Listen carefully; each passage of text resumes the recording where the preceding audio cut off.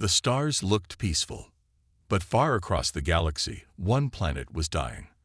Veltrian was once home to a proud and peaceful alien race. They were scientists, builders, and explorers. But today, they were screaming. Smoke and fire covered their skies. Giant machines, not built by them, tore through their cities. Buildings fell. The ground shook. People ran, but there was nowhere to go. A voice echoed across the galaxy. "This is Commander Xilora of Veltrian. We are under attack. Unknown enemy. Too powerful. Too fast. They are everywhere. Please, anyone, help us." Then the message cut off. The signal didn't just go to one place. It was sent everywhere, through jump beacons, warp pulses, even ancient star lines. Billions of worlds heard it. Rich empires, old warrior races, secret shadow planets. They all heard it. And they all ignored it. No need to get involved. Too risky. We don't even know who sent it.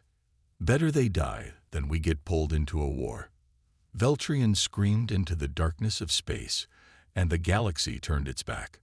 But one old satellite, forgotten by Earth's space agencies, floating near Mars, picked up the signal. It had no crew, just an autolink that still sent data to a small research station in the Mojave Desert. That night, a soft red light blinked on a dusty monitor. Aaron Locke was asleep in his chair. The radio buzz woke him. He had a long beard, silver hair, and a scar above his right eye. Once, he had commanded ships in Earth's space defense fleet. But after the war with the Jupiter colonies, he disappeared from public life. He looked at the screen. The message played again. Raw, loud, painful. He leaned forward. His fingers tapped commands fast, like he had done 1,000 times before. Coordinates, real. Signal strength, fading. He paused. No known species. That voice, not human. He listened again. There was something in the voice. Desperation, honor, strength. Aaron stood. For the first time in years, he felt awake. He made a call, then another. He sent the signal to Earth's unified command. The answer was short. Retired Captain Locke. We thank you. But Earth has no plans to respond. Too far. Too dangerous. Do not engage. He laughed, not because it was funny, but because he wasn't surprised. They had lost their courage. But he hadn't. In the hills outside Phoenix, hidden in a private hangar, was Aaron's ship, the Sparrow. She was old, but fast. Armed. Armored. Built during the final days of the Mars Rebellion. Aaron walked through the dust-covered bay. Lights turned on as he passed. The ship stood like a sleeping dragon. He opened the side hatch. The AI inside greeted him. "Welcome back, Captain Locke.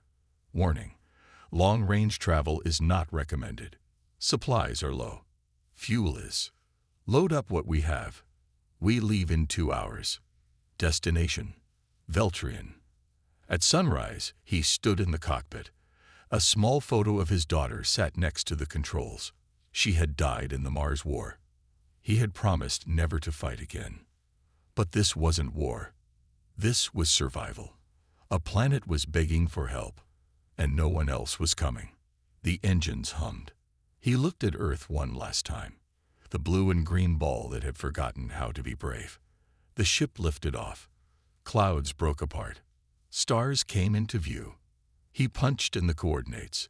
Unknown space. Long jump. Prepare warp drive. Warp drive charging. 10 seconds. He felt the ship tremble. Not from fear, but from purpose.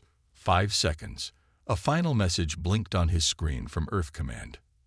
Final warning. Stand down. This mission is unauthorized. He smiled. They never liked me following orders. 3, 2, 1. With a flash of white light, the Sparrow vanished into the void. Out there, In the shadows of dying stars and broken planets, Aaron Locke flew alone. One man, one ship, answering a call that the galaxy chose to ignore. But everything was about to change. Aaron Locke sat in the cockpit of the Sparrow. Stars stretched around him, silent and cold. His ship moved fast, but space felt endless. He was alone, heading toward a planet no one else dared to approach. AI. Status report, he said. All systems functional, the AI replied. Approaching Veltrian system in 12 hours. Aaron nodded. He thought about the message from Veltrian, the plea for help that everyone ignored. He couldn't ignore it. Suddenly, alarms blared. Unidentified object detected, the AI announced. Aaron looked at the screen. A massive object floated ahead, dark and silent. It wasn't a ship.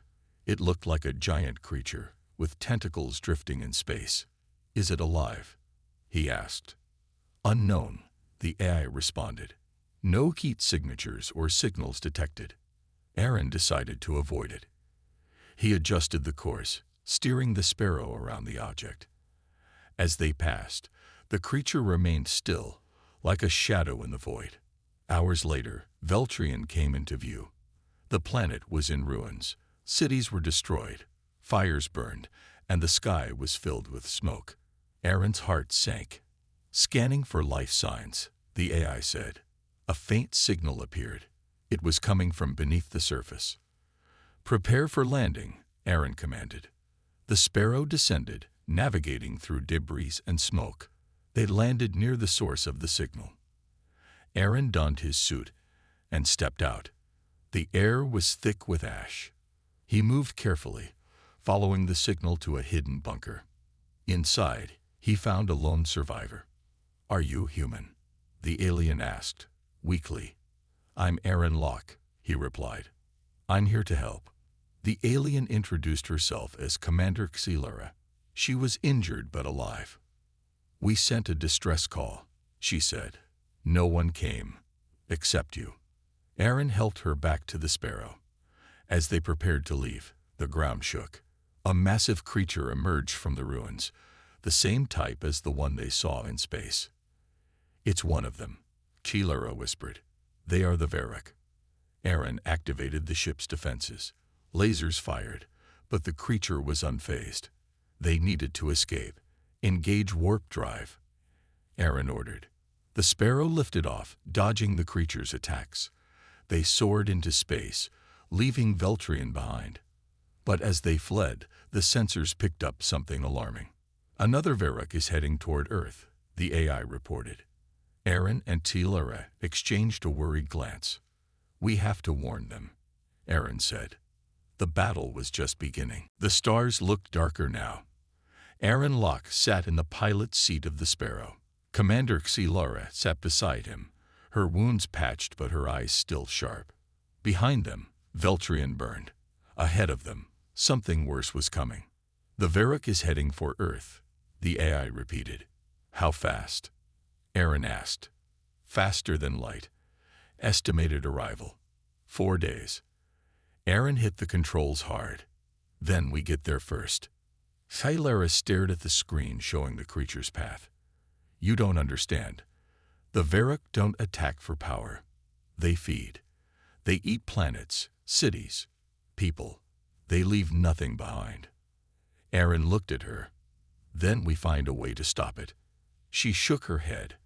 Our best weapons failed. Their skin changes. Our energy blasts only made it stronger. Aaron thought for a moment. We don't need to kill it. We just need to outsmart it. In deep space, they stopped near a dying star. The AI beeped. Entering system. X7 core. Star core unstable. Gravity field high. That's the one, Aaron said. Xilera looked confused. Why are we here? Aaron pointed at the star. We lure it in. Trick it. Make it follow us straight into the gravity well. Let the star eat it. You want to bait the Varrock into a dying sun. Yes, he replied calmly. It eats energy. Let's see how it likes swallowing a star. They waited. 3 hours passed. Then the Varrock arrived. It was huge, larger than any ship Earth had ever built. Black, jagged, moving without sound. Its tendrils stretched across kilometers. Pieces of Veltrian cities were stuck to its skin, like trophies. It saw the sparrow. It came faster than anything should. Now, Aaron yelled. They flew close to the star's edge.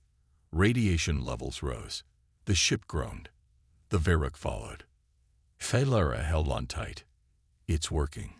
It's following us. But then, something unexpected happened. The Varrock split. One half stayed locked on the sparrow. The other broke off and vanished. Where did it go? Felara asked. The AI answered coldly. New course detected. The second half is heading toward Earth. Aaron's blood ran cold. They had been outsmarted. We'll never make it back in time, Felara said. Aaron's hands tightened on the controls. We have to try. Back on Earth, no one believed the warning. News stations played strange clips of missing satellites. The moon's surface showed signs of shifting. Animals went silent. Then, Earth's deep space array caught it, something moving at impossible speed, heading straight for the planet. Panic began to spread. In space, Aaron pushed the sparrow to its limits. He said, what happens if we try double warp? It is unstable. Risk of complete failure. Do it. The ship shook violently. Sparks flew. But the stars bent around them. They were going home. Cliffhanger. The Varrock fragment passed Saturn, then Jupiter. It opened its maw, wide enough to swallow continents. Earth had no idea how close the end was, and the only hope was still days away. The skies over Earth looked calm, but in space, death was coming. The Varrock fragment moved like a shadow across the stars, silent, massive, unstoppable. It passed Neptune without slowing down, then Uranus, then Saturn. Satellites vanished without a trace. Earth scientists finally saw it on deep scans, something big, alive, and not from any star map. But it was too late. In a secret bunker beneath the Rocky Mountains, Earth's military leaders watched the screen in disbelief. It's the size of a small moon, one general said, and it's accelerating. Where are our ships? Another asked. We have fighters in orbit, but this thing, it's not like anything we've trained for. Someone shouted, we need nukes. But a scientist interrupted. No, you don't understand. That thing doesn't break. It absorbs. Nukes won't destroy it. They'll feed it. A heavy silence filled the room. Then a voice crackled through the old deep space emergency line. This is Captain Aaron Locke of the Sparrow. I'm bringing help. Aaron's ship was still 2 days away. Inside the cockpit, he checked every system. Engines screamed from overload. The eye warned him over and over. Warp drive overheating. Fuel cells at 8%. Hull stress critical. But he didn't stop. Commander Felara looked at Earth's blue glow in the distance. Your people, they don't know what's coming. Aaron replied, then we'll have to be loud. Above Earth, the Varrock fragment slowed near the moon. It opened wide. Long tendrils stretched out, touching the surface of Earth's only satellite. The moon cracked. A deep hum shook satellites. Then, the moon's energy began to drain. Earth's skies turned strange colors. Auroras danced over cities where they didn't belong. People began to panic. In New York, birds flew in circles. In Tokyo, power grids crashed. In Karachi, clouds spun like tornadoes. The planet itself was reacting. Back on the Sparrow, alarms blared. We're out of warp. Distance to Earth, 800,000 kilometers, the AI said. Aaron looked at Felara. We need to hit it before it hits Earth. She nodded. There's one weapon left. On Veltrian, it was banned, because it used dark matter. Aaron raised an eyebrow. You have that tech with you? She opened her backpack and pulled out a small, glowing orb. One shot. If we hit the brain, we may slow it down. Aaron took the orb carefully. Let's not miss.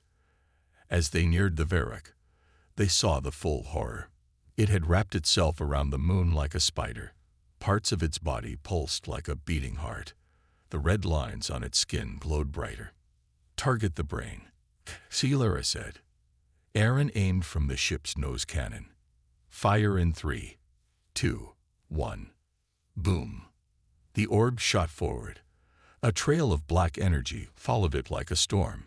It hit the creature's head and exploded in total silence. The Varrock screamed, not with sound, but with thought. Aaron and Sci-Fi both grabbed their heads. Pain stabbed their minds like knives. Captain, the AI said, struggling. The creature is weakened, but it is not dead. Aaron groaned. We bought some time. That's all. On Earth, telescopes caught the creature recoiling. Global news screamed. Unknown object hid in space. Alien threat damage. Who saved us? But the military command knew. The danger wasn't over. And Captain Locke had just made himself a target. Suddenly, the Varrock changed direction. It uncoiled from the moon and moved, fast, toward the Sparrow. Sci-Fi gasped. It wants revenge. Aaron pushed the ship into full throttle. Let it come. The chase began. The hunter had become the hunted. But Aaron had one more trick left. Cliffhanger. As the Varrock closed in, Earth's defense systems began powering up. Lasers, missiles, EMPs, nuclear failsafes. But nothing would reach in time. And above the planet, Aaron Locke turned the Sparrow around. He was flying straight at the creature. One man. One last shot. The stars lit the battlefield. The Sparrow faced the massive creature alone. The Varrock's red veins pulsed brighter now. Angry, alive. Its long body twisted through space like a serpent made of smoke and shadows. Inside the cockpit, Aaron Locke stared straight at death. Commander Sci-Fi checked the systems. Shields down to 30%. Engines overheating. We can't take another hit. Aaron's voice was calm. Then we don't get hit. The AI warned. Varrock attack imminent. And then, it struck. The creature opened its maw wide. From deep inside it, a wave of black energy rushed out. Like a flood of darkness. It wasn't just energy. It was memory, fear, pain. A psychic blast. Aaron's hands trembled. His heart raced. Flashes filled his mind. War, fire, earth burning. He almost lost control. But then, Sci-Fi grabbed his arm. Fight it, human. You are not like the others. He blinked, took a breath, focused, and pushed forward. The Sparrow twisted and dodged through debris. Broken satellites and ancient ship parts floated around them. Every turn brought them closer to the Varrock center, its glowing red brain. Sci-Fi loaded the last Veltrian crystal. One shot left. We hit the core, or Earth dies. Aaron aimed the cannon. But the Varrock moved fast, too fast. Tendrils whipped forward, slamming into the ship. Sparks flew. Systems shut down. The lights flickered. Engine failure, the AI said. Weapons offline. The ship floated, helpless.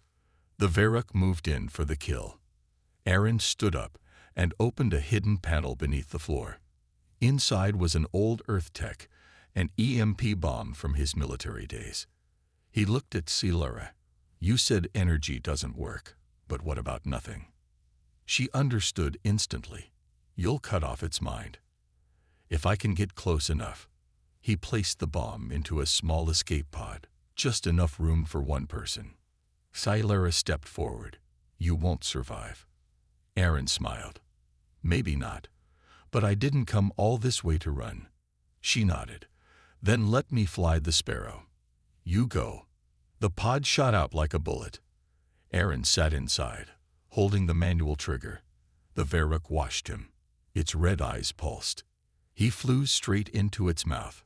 Darkness swallowed him. Inside the Varric, it was like flying through a living storm. Walls of flesh and light. Echoes of 1,000 voices screamed in his head, memories of every world it had eaten. But Aaron didn't stop. He saw the core, a red beating heart, floating in the center of a black chamber. He aimed. His finger hovered over the button. "Do it," he whispered to himself, and pressed it. A white light exploded in all directions. Not fire, not heat, just silence. The creature froze. It twisted. It screamed. Then it shattered. Pieces of it broke apart like glass. The stars lit up again. The pressure faded. Outside, Celara watched as the Varric died. She whispered, "He did it." For a moment, there was only quiet. Then the AI's voice came through the radio. "Escape pod signal detected. It's him." They pulled Aaron from the pod. Alive, weak, but smiling. As Earth celebrated, news spread fast. A human saved the planet. A human stood alone. A human won. Across the galaxy, alien worlds watched in silence. For the first time, they saw what humanity really was. Not just a race, but a warning. Cliffhanger ending. Deep in the unknown parts of the universe, something else heard the Varric's death scream. Something older. Something worse. And it opened its eyes. The stars were quiet. But something had changed. On Earth, life began to return to normal. The world watched as the Varric's defeat was celebrated. The military began rebuilding. New treaties formed between Earth and alien species. The message was clear. Humans had saved the galaxy.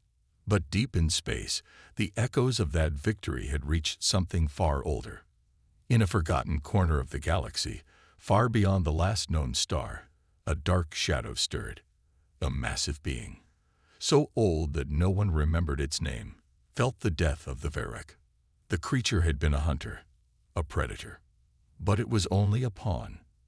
This ancient force, something from the time before stars were born, now opened its eyes. Its mind stretched across space, touching the memory of the Varric's end. Something changed. It had been centuries since it had last been awoken, but the death scream of the Varric had brought it back. It would not let this be the end. Back on Earth, Captain Aaron Locke stood in front of a crowd of leaders. People cheered. He smiled, but there was something different in his eyes. "Humans don't just survive," he said into the microphone. "We fight back. We always fight back." But deep inside, Aaron knew that something bigger, something worse, was coming. Celara stood beside him, her once broken body now healed, but her mind remained sharp. "You saved Earth, Captain. You saved us all." Aaron nodded, but his gaze drifted toward the stars. It wasn't just the Varric. They were only the beginning. She looked at him, puzzled. "What do you mean?" Aaron glanced at the sky, where the stars shone bright and distant. "When we destroyed the Varric, we woke something else. Something older, and it's watching us." Suddenly, the AI's voice cut through their conversation. "Captain Locke, Commander Celara, incoming transmission, unknown origin." Aaron's heart skipped. "Where's it coming from?" "From beyond the galaxy's edge. It's a warning." Celara raised an eyebrow. "A warning from who?" The AI's voice turned cold, almost shaking. "It's not from any known species. The message is only a few words. The end is coming. In deep space, the ancient being moved. It had no need for ships, no need for weapons. It was power. It was the void itself. It stretched across light years in an instant, reaching out, calling to those who would listen. And across the galaxy, another ship, an ancient ship, began to wake. It had been dormant for millennia, buried beneath the ashes of long-dead stars. But now its systems hummed to life, and it was heading straight for Earth. Back on Earth, the leaders gathered in secret. The message had spread. Everyone had heard it. The end is coming. They called Aaron to the command center. He stood in front of the large screen, showing the vastness of space, a map of the stars, and something was moving across it, something dark. "Captain," one of the generals said, "we have reason to believe something is on its way. Something huge." Aaron nodded, his face serious. "I know. The Varrock were bad enough. But this is different." "I've seen it," Aaron said, "or at least I felt it. And I know we're not ready." Silara stepped forward. "The galaxy isn't ready for this thing. If it's what I think it is, then nothing can stand against it. Then we'll have to fight," Aaron said. "Fight?" the general asked. "With what? Our ships barely hold up against a few Varrock. How do we stand against a force like this?" Aaron turned to Silara. "We don't just stand against it. We find it, and we take the fight to them." In the darkest corner of space, the ancient being smiled. It had waited. And now, its time had come. Cliffhanger ending. The screen flickered. A new warning appeared. 1 hour until impact. Brace for the unknown. As Earth prepared for what was to come, Aaron Locke, Commander Xilara, and the rest of the galaxy's forces knew that the real battle had just begun. And the stars would never be the same again.